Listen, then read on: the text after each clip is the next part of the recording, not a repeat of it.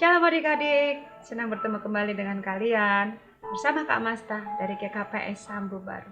Adik-adik, Kak Masta minta maaf ya, kondisi pipi Kak Masta sebelah kanan sedang bengkak.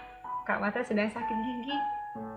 Tapi tidak mengurangi semangat Kak Masta untuk berbagi renungan harian kepada kalian.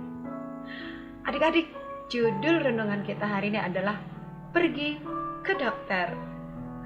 Kalau ditanya kepada kalian, pasti kebanyakan anak-anak akan mengatakan cita-citanya sebagai dokter. Siapa yang ingin jadi dokter? Saya. Iya, sosok dokter itu adalah sosok yang sangat diidolakan. Karena dokter itu dianggap sesuatu yang luar biasa. Padahal untuk mencapai seorang dokter itu, melewati banyak hal yang banyak sekali prosesnya. Adik-adik, wibawa seorang dokter dari zaman ke zaman itu sangatlah luar biasa. Ketika ada seorang korban kecelakaan dengan kondisinya yang sudah luka parah, kulitnya robek, darah mengalir, yang dibutuhkan adalah dokter. Bahkan pada saat nyawa gawat, dokterlah penyelamat. Sama seperti Kak Masta membutuhkan seorang dokter untuk kesembuhan gigi Kak Masta. Adik-adik, Alkitab pun menggambarkan Allah sebagai seorang dokter atau disebut sebagai tabib. Di Mazmur 41 ayat 4 tertulis, Tuhan membantu dia di ranjangnya waktu sakit. Di tempat tidurnya kau pulihkannya sama sekali dari sakitnya. Bahkan ada juga di Mazmur 147 ayat 3 tertulis, Ia menyembuhkan orang-orang yang patah hati dan membalut luka-luka mereka. Adik-adik, penyembuhan dari Allah sebagai tabib digambarkan secara lengkap dan utuh. Tidak hanya secara fisik, tetapi juga penyembuhan mental. Ada ditulis di Mazmur 80, Ya Allah, pulihkanlah kami, buatlah wajah-Mu bersinar, maka kami akan selamat.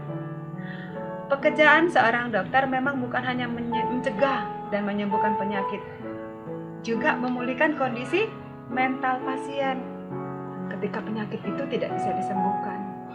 Kita tahu sekarang wabah corona begitu banyak ada di sekeliling kita, dan kita tahu garda terdepan adalah para medis, para dokter dan perawat, dan mereka berjuang untuk kesembuhan kita.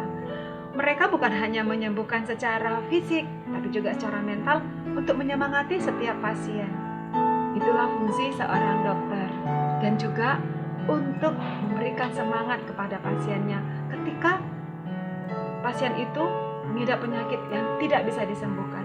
Artinya, pasien itu tidak boleh menyerah, menerima kenyataan penyakit yang sedang dideritanya.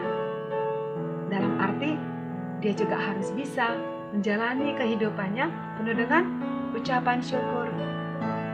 Disinilah luhurnya profesi seorang dokter, adik-adik.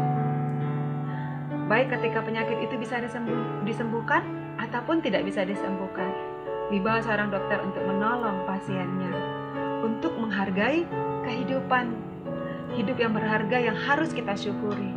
Sekalipun ketika kita mengalami satu sakit penyakit. Adik-adik, hidup ini terasa berharga kalau kita melihat bagaimana pengorbanan seorang dokter menolong para pasien. Dan kita juga bersyukur kalau kita sehat, artinya kita tidak perlu ke dokter. Nah, adik-adik, Kak Masta membutuhkan seorang dokter. Tapi sebelumnya, Kak Masta juga harus menjaga kesehatan Kak Masta agar tidak sakit gigi lagi. Adik-adik juga begitu ya. Renungan kita hari ini mengingatkan kita bahwasanya seorang dokter begitu luar biasa perannya dalam kehidupan kita. Demikian renungan hari ini. Yesus memberkati. Shalom.